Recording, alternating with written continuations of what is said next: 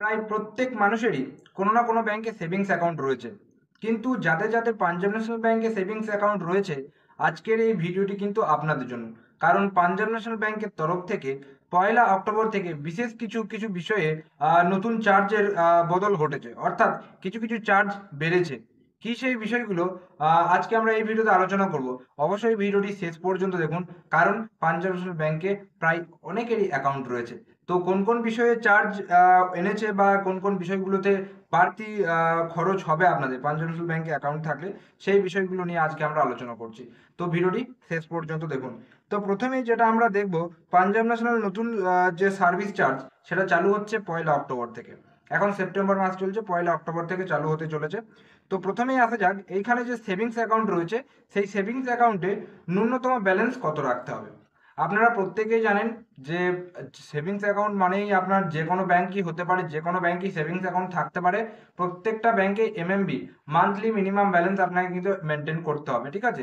Average balance আপনাকে maintain করতে হবে, সেটা শুধু পাঞ্জাব ন্যাশনাল ব্যাংক বলেই নয়, যে কোনো ব্যাংকই আপনাকে মানতে হবে। সেটা জিরো ব্যালেন্স অ্যাকাউন্ট হলেও তাই, নামেই জিরো ব্যালেন্স অ্যাকাউন্ট, কিন্তু রাখতে সবাইকেই বলে। তো সেইগুলো নিয়ে আমাদের আলোচনা করার কোনো দরকার নেই। এখানে যেটা রয়েছে বিষয়, সেটা হচ্ছে পাঞ্জাব ন্যাশনাল ব্যাংকের শাখায় যদি আপনি সেভিংস অ্যাকাউন্ট খোলেন, সেক্ষেত্রে আপনাকে কিন্তু মাসিক 500 টাকা ব্যালেন্স মেনটেন করতে হবে, ঠিক আছে। সেটা কোন এলাকায়? সেটা হচ্ছে গ্রামীণ এলাকায়। যদি গ্রামীণ এলাকায় পাঞ্জাব ন্যাশনাল ব্যাংকে অ্যাকাউন্ট খোলেন, তাহলে সেক্ষেত্রে আপনাকে কিন্তু 500 টাকা ব্যালেন্স রাখতে হবে। সেটা হচ্ছে পাঞ্জাব ন্যাশনাল ব্যাংকে যদি শাখাতে অ্যাকাউন্ট খোলেন, শাখা যে শাখাগুলো হয়, সিএসপি যেগুলো হয় সেইগুলোতে, ঠিক আছে। এবার যদি মেন ব্রাঞ্চের কথা বলছি, মেন ব্রাঞ্চে আপনার অ্যাকাউন্ট আছে, এবং সেক্ষেত্রে যদি আপনার গ্রামীণ এলাকায় বা অর্ধেক গ্রাম অর্ধেক শহর এইরকম এলাকা হয়, সেক্ষেত্রে আপনাকে মিনিমাম 1000 টাকা ব্যালেন্স মেনটেন করতে হবে। আর বাকি যেটা রয়েছে আপনার শহরাঞ্চল যেটা রয়েছে, পুরো আরবান এরিয়া যেটা রয়েছে, সেখানে আপনার মিনিমাম 2000 টাকা ব্যালেন্স মেনটেন করতে হবে। এটা হচ্ছে নতুন, যেটা 1লা অক্টোবর থেকে জারি হবে।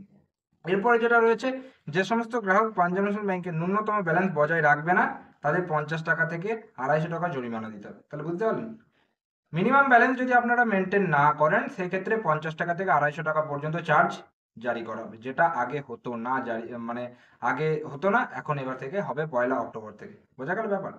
ব্যাংক লকারের চার্জ এবার রয়েছে, পাঞ্জাব ন্যাশনাল ব্যাংকে ছোট লকারের জন্য খরচ পড়বে 1000 টাকা, এবং শহরাঞ্চলে বড় লকারের জন্য খরচ পড়বে 1250 টাকা থেকে 2000 টাকা পর্যন্ত। বোঝা গেল। পাঞ্জাব ন্যাশনাল ব্যাংকে এটা হচ্ছে লকারের সুবিধা। শুধু লকারের সুবিধা প্রত্যেকটা ব্যাংকেই দেওয়া হয়। পাঞ্জাব ন্যাশনাল ব্যাংকে যদি আপনি লকার নিতে চান, সেটা হচ্ছে ছোট লকার, যেটা আপনি গ্রামাঞ্চলে থাকে, সেটা হচ্ছে 1000 টাকা।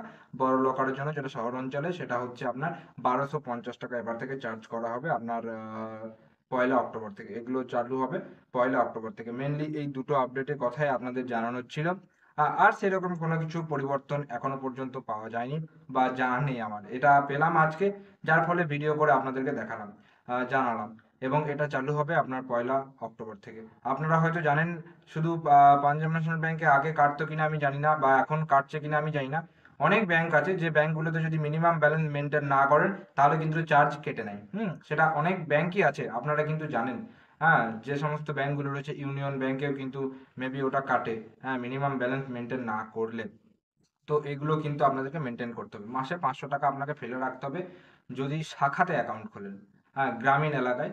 এবং যেটা রয়েছে অর্ধেক শহর অর্ধেক গ্রাম, সেগুলোতে যদি অ্যাকাউন্ট, সেই সমস্ত এলাকায় যদি অ্যাকাউন্ট করেন, তাহলে সেক্ষেত্রে মিনিমাম 1000 টাকা মান্থলি ব্যালেন্স আপনাকে মেনটেন করতে হবে। এবং যদি পুরোপুরি শহরাঞ্চল হয়, তাহলে 2000 টাকা আপনাকে পাঞ্জাব ন্যাশনাল ব্যাংকে আপনাকে কিন্তু মেনটেন করতে হবে মাসে। না হলে 50 টাকা থেকে 250 টাকা পর্যন্ত চার্জ আপনার কাটা যেতে পারে। 2 নম্বর হচ্ছে লকারের সিস্টেম। যদি ছোট লকার নেন, 1000 টাকা চার্জ। যদি বড় লকার নেন, 1250 টাকা চার্জ আপনাকে পে করতে হবে। এটাই হচ্ছে মেন দুটো আপডেট। এছাড়া আর কোনো কিছু পরিবর্তন এখনো পর্যন্ত নেই। পরিবর্তন সচরাচর হয় না, চার্জ বাড়ে। ঠিক আছে। তো এই ছিল ভিডিওটি কেমন লাগলো অবশ্যই কমেন্ট করে জানাবেন।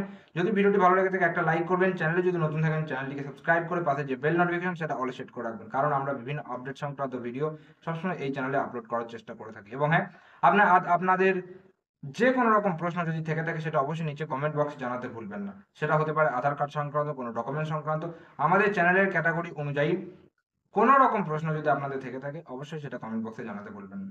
দেখা হচ্ছে পরের কোনো ভিডিওতে। ততক্ষণ পর্যন্ত প্রত্যেকে সুস্থ থাকুন, ভালো থাকুন। টাটা এবং ধন্যবাদ সকলকে।